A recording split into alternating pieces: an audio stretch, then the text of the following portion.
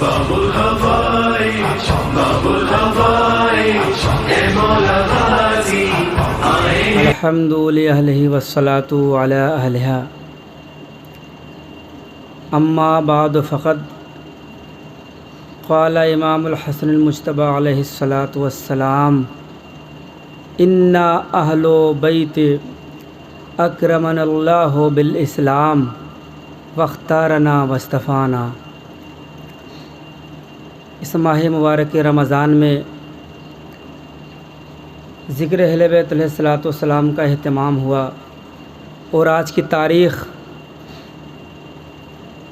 حسن مجتبی علیہ الصلاۃ والسلام سے منسوب ہے، لہٰذا ابتدائی کلام میں پروردگار عالم کی بارگاہ میں دعا گو ہوں کہ پروردگار عالم دوسرے بولتے قرآن حضرت امام حسن مجتبی علیہ الصلاۃ والسلام کے صدقے میں اس ذکر خیر کو قبول فرما، اور ماہ مبارک رمضان میں ہماری جتنی بھی عبادتیں ہیں، تلاوتیں ہیں، ہمارے اعمال ہیں، سب کو قبول فرما، اور یہ جو وبا پوری کائنات میں پھیلی ہوئی ہے اس کے امام حسن مجتبی علیہ الصلاۃ والسلام کے صدقے میں تمام کائنات سے، تمام انسانیت سے دور فرما، تمام انسانوں کو امان دے، جو اس مرض میں مبتلا ہیں ان کو امام حسن علیہ الصلاۃ والسلام کے صدقے میں شفائے کلی عنایت فرما، اور وہ ممالک جو بہت زیادہ اس وقت اس وبا کا شکار ہیں، خصوصاً ہندوستان، ان جیسے تمام ممالک سے اس بلا کا خاتمہ فرما۔ عظمت اہل بیت پہ بلند تر صلوات۔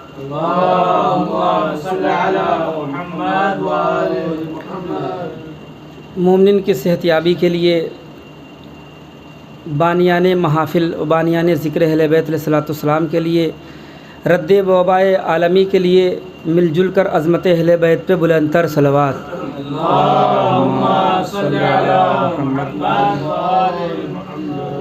سرزمین نجف اشرف میں ولایت کا تذکرہ کرنا کسی بھی ذاکر کے لیے سند سے کم نہیں ہوتا۔ جوار امیر کائنات میں امام حسن مجتبی علیہ الصلاۃ والسلام جن کی ولادت باسعادت 15 رمضان المبارک کو ہوئی ہے،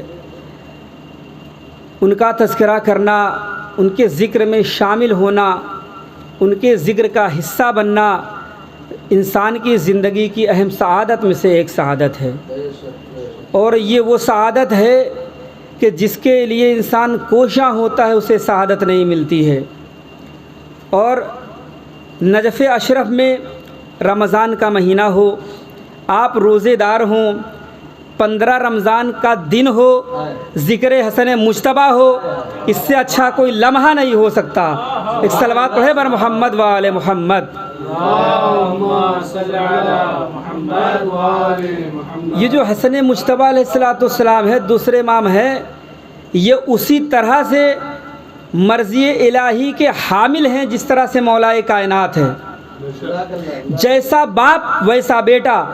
توجہ چاہتا ہوں کہ اگر آج کے سماج کے چہرے کو دیکھا جائے تو ایک بات سمجھ میں آتی ہے کہ یہ ہر زمانے میں رہا ہے اور رہے گا، آج کے زمانے میں بھی ہے کہ اگر کسی انسان کا چھوٹا سا بچہ ہو، مثلا یہ جشن ہو رہا ہے باب الحوائج میں، اور اسی جشن میں کوئی بچہ چلائے اور آنے کے بعد خطیب کو غور سے سنے، شعراء کرام کے اشعار کو سنے، محظوظ ہو، جہاں اسے سمجھ میں آئے وہاں بولے۔ توجہ چاہتا ہوں، جہاں سمجھ میں آئے وہاں بولے، جہاں سمجھ میں نہ آئے وہاں خاموش رہے، تو سامنے والا یہ دیکھ کے یہ اندازہ لگا لے گا کہ یہ کسی شریف گھرانے اور پڑھے لکھے گھرانے کا بچہ ہے، یہ کسی شریف اور پڑھے لکھے گھرانے کا بچہ ہے، یہ آداب محفل سے آگاہ ہے، یہ یہاں کے طریقے سے واقف ہے، اسی لیے جب سمجھ میں آتا ہے تو داد دیتا ہے۔ توجہ چاہتا ہوں، یالی یالی کے نعرے لگانا یہ ثواب کا کام ہوتا ہے، تو ہمارے بچے ضرور ہوتے ہیں لیکن بچپنے میں عبادت کر جاتے ہیں۔ ایک صلوات پڑھے بر محمد و آل محمد۔ تو انسان یہی کہے گا بھائی یہ بچہ بڑا شریف گھرانے کا لگتا ہے، جب یہ بچہ اتنا زیادہ زیرک ہے اہل بیت کے مسئلے میں اتنا زیادہ یہ بچہ اتنا حساس ہے تو اس کے والدین کتنے حساس ہوں گے؟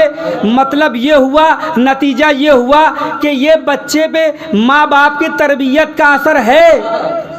تو عزیزان گرامی، اگر بچہ شریف ہو تو اس کا تمغہ ماں باپ کے سر جاتا ہے، اسی طرح سے اگر بچہ شریر ہو، چونکہ اہل بیت علیہ السلام کا ذکر ہے لہٰذا میں اس سے زیادہ میں جملے صرف نہیں کر سکتا، اور آپ حضرات بھی ماشاءاللہ روزے سے ہیں، دیار میرے کائنات میں ہم سب روزے سے ہیں، لہٰذا میں اس سے زیادہ جملے صرف نہیں کر سکتا کہ اگر بچہ شریر ہو تو بھی انسان یہی کہتا ہے کہ یہ ماں باپ کا اثر ہے۔ تو عزیزان گرامی، نتیجے کے طور پہ جملہ آپ کی سماعتوں کے حوالے کر رہا ہوں کہ بچہ چاہے شریر ہو چاہے شریف ہو، تمغہ والدین کے نام جاتا ہے۔ اب ظاہر سی بات ہے، اگر بچہ شریر ہے تو ماں باپ شریر ہیں، بچہ شریف ہے تو ماں باپ شریف ہیں۔ عزیزان گرامی، اب میں نے ایک زاویہ دے دیا، اس زاویے سے اندازہ لگا لیں، اس آئینے کے سامنے رکھ کے دیکھ لیں کہ حسن کی شخصیت کا نام ہے، معاویہ کس غلاظت کا نام ہے۔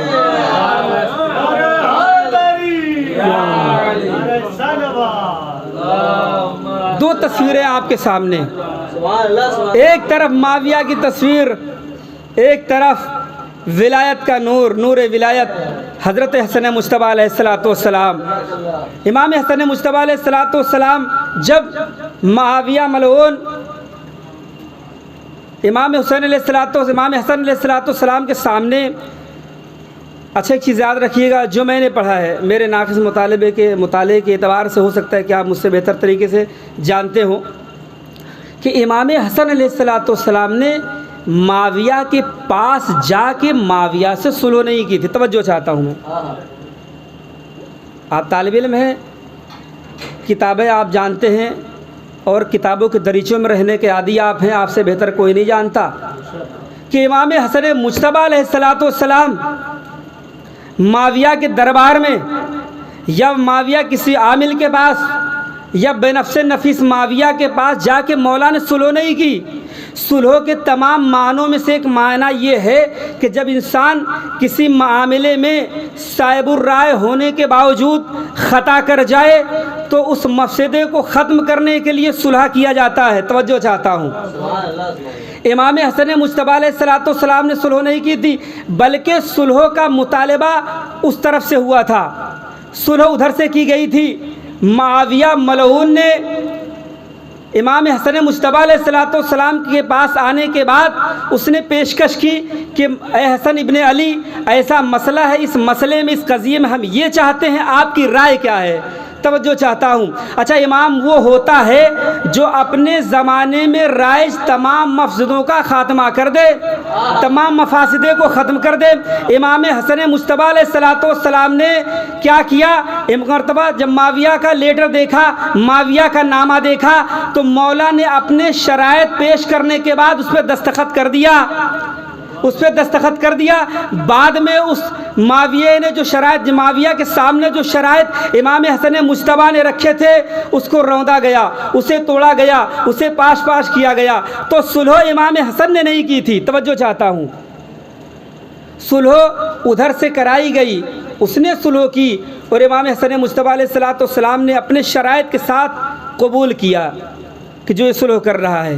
اسی لیے تو امام علیہ السلام کہ جب یہ صلح ہو چکی، صلح تمام ہونے کے بعد معاویہ کے پاس امام حسن مجتبیٰ علیہ السلام گئے صلح کے بعد، اور جانے کے بعد ایک مرتبہ معاویہ نے اپنی خباثت کا اظہار کیا اور خود بخود ممبر پہ گیا اور کہتا ہے یا ایھا الناس انا اراک، اے لوگوں میں یہ دیکھ رہا ہوں کہ هو الحسن ابن علی اہلہا، خود ہی اپنی بات کر رہا ہے۔ امام حسن علیہ السلام کی تعریف میں باتیں نکل جا رہی اس کے، امام سے کہتا ہے کہ اے لوگوں، میں یہ جانتا ہوں اور میں اس منبر سے یہ کہہ رہا ہوں کہ حسن ابن علی خلافت کے اولین مستحقین میں سے پہلے نمبر پہ ہے۔ توجہ چاہتا ہوں، امام حسن مجتبیٰ پہلے مستحقین میں سے ہیں، پہلی صف کے مستحقین میں سے ہیں۔ یہ مسند، یہ خلافت تو علی کے بعد हसन मुश्तबा का हक़ है, लेकिन अस्तग़फिरुल्लाह रब्बी व अतूबु इलैह नऊज़ु बिल्लाह खाकम बदहन। फिर मुआविया कहता है कि हमने तो समझा, हमने ये जाना कि अली के बाद खिलाफत का हक़ हसन के पास है, हसन को है, लेकिन माज़ल्ला हसन मुश्तबा ने अपने आप को इस लायक नहीं समझा कि वो खिलाफत पे आ सके। तवज्जो चाहता हूँ, ये मुआविया मलहून कहता है। और उसके बाद इमाम हसन मुश्तबा को मुखातब करता है और कहता है, या हसन कुम व तकल्लम, ए हसन इब्न अली, मैंने जो बात कहनी चाहिए वो पेश कर दी है, अब अगर आप कुछ कहना चाहें तो कहें। मैं मुआविया से कहना चाहता हूँ कि मुआविया, तुझे पता नहीं है कि तू किसके सामने ज़बान खोल रहा है। तू खुतबे की बातें उसके सामने कह रहा है जिसका बाप आलिम लदुन्नी है, इल्म लदुन्नी का मालिक है। तो उसके सामने लपुशाई कर रहा है, जो एक इशारा कर दे तो अरब के अच्छे अच्छे बोलने वाले खतीब अपनी फसाहत व बलागत को खो बैठे। एक मरतबा हसन मुश्तबा अलैहिस्सलाम से जब वो कहता है कि हसन, अब आप मिंबर पे आएँ और आपको जो कुछ कहना है आप कहें। अच्छा, याद रखिएगा कि इमाम हसन मुश्तबा अलैहिस्सलाम उस शख्सियत का नाम है, मैंने इब्तदाई कलाम में अर्ज़ किया था कि वही सिफ़ात उनके अंदर भी हैं, उनकी ज़ात में समोए हुए हैं जो सिफ़ात रसूल कायनात में और मौलाए कायनात में थे। मौलाए कायनात मज़हर सिफ़ात इलाही थे, इमाम अली अलैहिस्सलाम मज़हर सिफ़ात इलाही हैं, उसी तरह से इमाम हसन अलैहिस्सलाम मज़हर औसाफ़ इलाही हैं। दरबार सजा हुआ है, एक शख्स मुआवियाई शख्स आता है और आने के बाद इमाम हसन अलैहिस्सलाम की तौहीन करना चाहता है, और आने के बाद तौहीन के इरादे से मजमे में उस जगह जाके बैठ गया जहाँ मौला के ख़ास चाहने वाले बैठा करते। तवज्जो चाहता हूँ। और बैठने के बाद कहता है, बस उसने लब कुशाई करनी चाहिए। मैंने कहा कि जैसे मौलाए कायनात अलैहिस्सलाम कमालात के हामिल थे, उसी तरह से इमाम हसन मुश्तबा अलैहिस्सलाम कमालात के हामिल थे। इस शख्स ने इमाम की शान में जसारत करनी चाहिए, जैसे ही जुरअत करनी चाहिए। एक मर्तबा सैयदा के लाल दूसरे बोलते हुए कुरान ने उस शख्स की जानिब निगाहें डाली, और निगाहें डालने के बाद मेरा मौला कहता है कि तुझे शर्म नहीं आती, तुझे, जबकि वो मर्द था, उसने तौहीन का इरादा किया।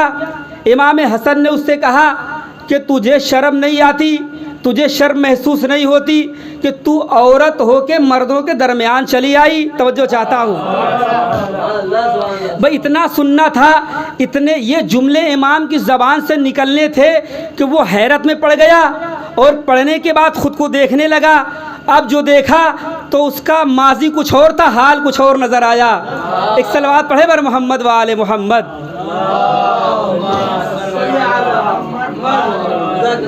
उसने माजी के आईने में देखा तो अल्लाह की कुदरत नज़र आई, हाल के आईने में देखा तो अख्तियार इमामत नज़र आया। एक सलवात पढ़े बर मोहम्मद व आले मोहम्मद।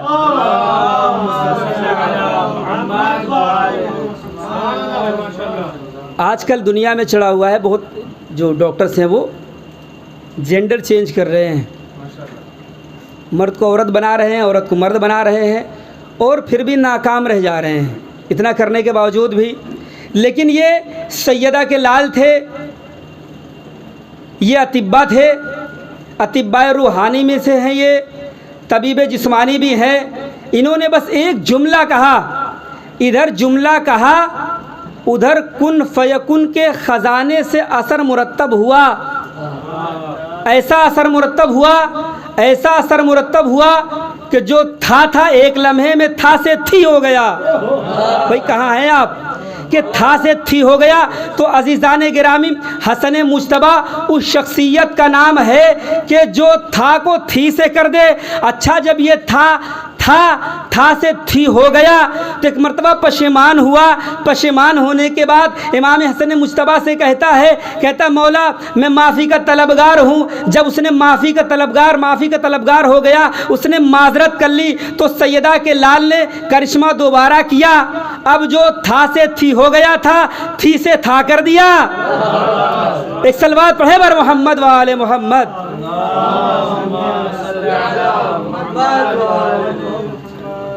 اب یہاں سے دانش فردوس کا جملہ سنیں کہ یہ کائنات کا پہلا شخص تھا جو ایک ہی نشست میں مرد بھی بنا عورت بھی بنا. ایک صلوات پڑھے بر محمد و آل محمد.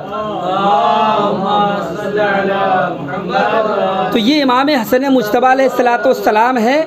ان کے اندر وہی اثرات ہیں, وہی صفات ہیں جو صفات مولائے کائنات کے تھے. اگر مولائے کائنات علیہ الصلوۃ والسلام زندہ شخص کی نماز جنازہ پڑھ دے تو زندہ شخص اپنی سانسیں کھو دے. توجہ چاہتا ہوں, زندہ شخص اپنی سانسیں کھو دے, اپنی زندگی کھو دے. اور اگر امام حسن مجتبیٰ علیہ الصلوۃ والسلام اپنے جملوں کا سہارا لیں اور لب کشائی کر دیں تو جو مرد تھا وہ عورت بن جائے, عورت بننے کے بعد پھر مرد ہو جائے. یہ اہل بیت علیہ الصلوۃ والسلام کو اللہ نے یوں ہی نہیں مسخرات کا علم دیا ہے. یہ عالم علم لدنی ہیں. ما کان و ما یکون میں جو کچھ بھی ہے سب ان کے علم میں ہے, سب کو ان کا علم ہے. اور صحیفہ اگرچہ موضوع سے خارج ہے, صحیفہ فاطمیہ کے بارے میں نے ایک عجیب جملہ پڑھا. وہ یہ کہ صحیفہ فاطمیہ وہ عظیم تحفہ ہے, وہ عظیم صحیفہ ہے جو اللہ نے نہ کسی نبی کو دیا نہ کسی امام کو دیا. صحیفہ فاطمیہ کی تعریف کرتے ہوئے علماء اعلام لکھتے ہیں کہ صحیفہ فاطمیہ میں راز کی ان باتوں کو اللہ نے لکھا ہے, اللہ نے داخل کیا ہے, اللہ نے بتایا ہے, اللہ نے نظم کیا ہے جو قرآن مجید میں نہیں ہے, جو ائمہ کے اقوال میں نہیں ہے. یعنی جو تو ہماری دنیا, ہم دنیا کسے سمجھ رہے ہیں؟ ہم تو دنیا اسے سمجھ رہے ہیں جو 7 جزیرے ہیں اقالیم سبا, جو ہمارے 7 جزیرے ہیں, افریقہ, آسٹریلیا, یورپ, ایشیا, یہ جو ہمارے سب یہ جزیرے ہیں, اسی کو ہم سمجھ رہے ہیں دنیا. لیکن دنیا یہ نہیں ہے. چونکہ قرآن مجید کی الحمدللہ پوری کائنات میں تلاوت ہو رہی ہے, اور جب قرآن مجید کی تلاوت ہوتی ہے اور پہلا سورہ الحمد پڑھا جاتا ہے تو پہلی آیت میں توجہ دیں آپ. بسم اللہ الرحمن الرحیم, الحمد للہ رب العالمین. کہ تعریف اس اللہ کی کہ جو عالمین کا پالنے والا ہے, عالمین کا رب ہے. تو مطلب یہ کہ عالم صرف یہ نہیں جہاں ہم رہ رہے ہیں. توجہ چاہتا ہوں, یہ جو کرۂ ارض, یہ 7 جزیرے کائنات کے ہیں, عالم یہ نہیں ہے. اس کا مطلب یہ کہ عالم اس کے بعد بھی ہے. تو قرآن مجید میں جو کچھ نہیں ہے وہ بھی صحیفہ سجادیہ میں ہے اور صحیفہ فاطمیہ میں ہے. تو صحیفہ فاطمہ جو ہے انشاءاللہ تعالیٰ کبھی موقع ملت گفتگو اس کے حوالے سے کریں گے. تو جو کچھ امام علی علیہ الصلوۃ والسلام میں ہے, ان کی ذات میں پیوست ہے, وہ سب کے سب امام حسن علیہ الصلوۃ والسلام میں ہے. لہٰذا امام حسن علیہ الصلوۃ والسلام صلح کے بعد جب معاویہ کے پاس جاتے ہیں تو معاویہ کے سامنے ایک فصیح و بلیغ خطبہ, اور خطبہ کب دیا مولا نے؟ جب معاویہ ملعون نے یہ کہا کہ حسن کو میں جانتا ہوں کہ یہ خلافت کے لائق ہیں, میں جانتا ہوں کہ حسن خلافت کے لائق ہیں, لیکن حسن خود کو نہیں سمجھتے کہ وہ خلافت کے لائق ہیں.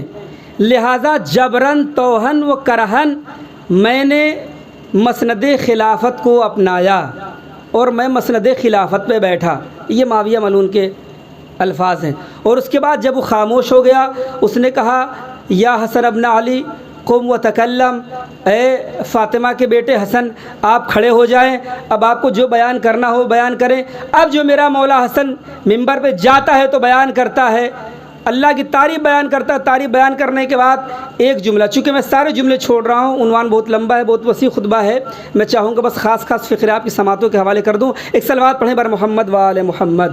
اللہم صلی علی محمد و آل محمد. امام حسن علیہ الصلوۃ والسلام نے اب جو شروع کیا تو پہلے ہی امام حسن علیہ الصلوۃ والسلام نے اپنی تعریف کی, اور اپنی تعریف کرنے کے بعد, یعنی تعریف اللہ کی تعریف کرنے کے بعد چونکہ معاویہ نے ایسی بات پیش کی تھی کہ امام علیہ الصلوۃ والسلام نے اپنی تعریف کی، اور اپنی تعریف میں تعریف کرتے کرتے امام علیہ الصلوۃ والسلام کہتے ہیں وَطَهَّرَنَا تَطْهِيرًا، کہ اللہ نے جس طرح سے کہا تھا، پہلے کہا تھا خطبے کے آغاز میں کہا تھا فاختارنا فاصطفانا، کہ اللہ نے میرا انتخاب کیا، یعنی مجھ اہل بیت کا انتخاب کیا، اللہ نے مجھ اہل بیت کو مصطفیٰ بنایا، اللہ نے مجھ اہل بیت کو مجتبیٰ بنایا۔ اس کے بعد امام علیہ الصلوۃ والسلام کہتے ہیں وَطَهَّرَنَا تَطْهِيرًا فَاذْهَبَا أَنَّ الرِّجْسَ، اللہ نے ہمیں طیب و طاہر بنایا، طیب و طاہر خلق کیا، بنایا نہیں خلق کیا، میں ترجمہ دوسرا کر رہا ہوں، بنایا نہیں خلق کیا۔ اور اس کے بعد کیا، یہ نہیں کہا کہ مجھے، بلکہ مجھ سے رجس کو دور رکھا۔ مجھ سے رجس کو دور رکھنے کا مطلب یہ ہے کہ میں پہلے سے پاک اور پاکیزہ تھا، طیب و طاہر تھا، ہو سکتا تھا کہ آنے والے زمانے میں یہ نجاستیں ہم تک آ جائیں، لہٰذا اللہ نے قرآن مجید میں بھی اعلان کر دیا اور ان نجاستوں کو مجھ سے دور رکھا۔ امام حسن مجتبیٰ علیہ الصلوۃ والسلام سے سوال کیا جائے کہ مولا اس رجس سے مراد کیا ہے، رجس کسے کہتے ہیں؟ امام علیہ الصلوۃ والسلام اسی خطبے میں آگے بڑھ کے آواز دیتے ہیں الرجس هو الشک، توجہ چاہتا ہوں، کہا رجس کس کا نام ہے؟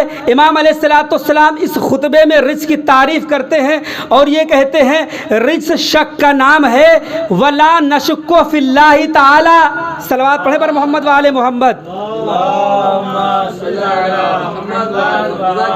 امام حسن کہتے ہیں فرس، اب جب رزق کی تعریف ہے کیا ہوا؟ رزق کسے کہتے ہیں؟ امام فرماتے ہیں الرجس وہو شک، یعنی شک کا نام رجس ہے، شک کا نام رجس ہے۔ تو مطلب یہ ہوا کہ اہل بیت علیہ الصلوۃ والسلام سے بہت سارے افراد دور ہیں، بہت سارے قریب ہیں۔ اب جو قریب ہیں تو یہ سمجھ لینا کہ یہ وہ افراد ہیں جن کو پاک و پاکیزہ پیدا کیا گیا ہے۔ جو اہل بیت علیہ الصلوۃ والسلام کی ذات میں شک کرے اسے نہ صحابی ماننا نہ مسلمان ماننا۔ ایک صلوات پڑھے بر محمد و آل محمد۔ اب کوئی دعویٰ کرے، اب وہ چاہے شک سوئی کے نوک کے برابر ہو یا شک کا پہاڑ ہو، جس انسان کے سینے میں شک کا گزر ہو گیا اس کا دین چلا گیا۔ اب آخر کلام میں ایک جملہ عرض کر دوں کہ ہم نمازیں پڑھتے، ظاہر سی بات ہے شکیات نماز تو ہمارے دین میں ہے، اور یہ مرحلہ پیش آتا ہے بعض مومنین کو، ذہن کام نہیں کرتا یا تھکاوٹ ہوتی ہے، کوئی مسئلہ ہوتا ہے، کوئی ضروری نہیں ہے کہ جو انسان بہت ضعیف العمر ہو وہی شک میں گرفتار ہو۔ اچھے جو نوجوان ہمارے بندے ہوتے ہیں، نوجوان مومنین ہوتے ہیں، وہ شک میں گرفتار ہو جاتے ہیں، تو اس کے لیے شکیات نماز ہے، طریقے بتائے گئے ہیں۔ پہلی رکعت میں شک ہو، سجدے سے پہلے ہو، سجدے کے بعد ہو، رکوع میں، رکوع کے بعد ہو۔ بہرحال اس چیپٹر میں نہیں جانا ہے، تو کہنے کا مطلب یہ ہے کہ یہ عبادات ہے، تو اگر عبادات میں شک ہو تو انسان کی عبادت باقی رہ سکتی ہے۔ توجہ چاہتا ہوں کہ انسان اگر عبادت میں شک کرے، نماز میں شک کرے تو عبادت کے صحیح ہونے کی گنجائش ہے، اور اسلام نے، اللہ نے، شریعت نے راستہ نکال رکھا ہے۔ لیکن عزیزان گرامی یاد رکھیے گا کہ عقیدے کے مسائل اعمال سے بہت الگ ہوتے ہیں۔ توجہ چاہتا ہوں، عقیدہ بنیاد کا نام ہوتا ہے، عقیدہ اصل ہوتا ہے، اور اعمال اس کی فرع ہوتے ہیں۔ تو عزیزان گرامی اب اگر آپ یہاں تک آ گئے ہیں تو ایک جملہ آپ کی سماعتوں کے حوالے کر دوں کہ عمل میں تو انسان اگر شک کرے، یعنی اگر انسان عمل میں شک کرے تو شک کی گنجائش ہو سکتی ہے، اعمال صحیح ہو سکتے ہیں، لیکن اگر انسان عقیدے میں شک کرے تو انسان کا اعمال بھی خراب ہو جاتے ہیں، انسان کا عقیدہ بھی خراب ہو جاتا ہے۔ صلوات پڑھے بر محمد و آل محمد۔ لہذا اگر عمل میں شک ہو، عبادت میں شک ہو تو عبادت کی اصلاح ہو سکتی ہے، لیکن اگر عقیدے میں شک ہو گیا تو عقیدے کی اصلاح نہیں ہو سکتی ہے۔ اس لیے کہ بہت سارے بزرگان جہنم چلے گئے عقیدے میں شک کر کے۔ کسی کو نبی کی نبوت میں شک ہوا تو کسی کو علی کی ولایت میں شک ہو رہا ہے۔ توجہ چاہتا ہوں، وہ اور افراد تھے جن لوگوں نے نبی کی نبوتوں میں شک کیا تھا، وہ اور افراد ہیں جو آج علی کی ولایت میں شک کر رہے ہیں، جو آج محبت اہل بیت علیہ الصلوۃ والسلام میں شک کر رہے ہیں۔ لہٰذا شک جس انسان نے کیا اس کا عقیدہ بھی خراب اور عمل بھی خراب۔ لہٰذا عمل میں شک ہو تو عمل میں اصلاح ہو سکتی ہے، گنجائش ہے کہ وہ اللہ کا محبوب بندہ ہو، لیکن اگر کوئی شخص اپنے عقیدے میں شک کر رہا ہے، الہیات میں شک کر رہا ہے، تو اس کے لیے کوئی گنجائش نہیں ہے۔ لہٰذا امام حسن مجتبیٰ علیہ الصلوۃ والسلام نے فرمایا کہ لا نشک فی اللہ، اللہ کی وحدانیت میں ہم نے شک نہیں کیا۔ تو عزیزان گرامی، امام حسن مجتبیٰ علیہ الصلوۃ والسلام ساری کائنات کے لیے ایک پیغام دیا کہ دیکھ لو، عقیدے میں کبھی شک نہ کرنا۔ عقیدہ جو بھی ہو، جیسا بھی عقیدہ ہو، عقیدہ یقین کی منزل کا نام ہے۔ لہذا یقین کی منزل سے حاصل ہونے والی سعادتوں کو تم شک کے ذریعے سے بے معرفت نہ قرار دے دینا۔ آئیے اسی جشن کے آخر میں ہم دعا گو ہیں کہ پروردگار عالم اس امام حسن علیہ الصلوۃ والسلام کے جشن کے صدقے میں جو بھی مومنین مریض ہیں ان کو شفائے کلی عنایت فرمائے۔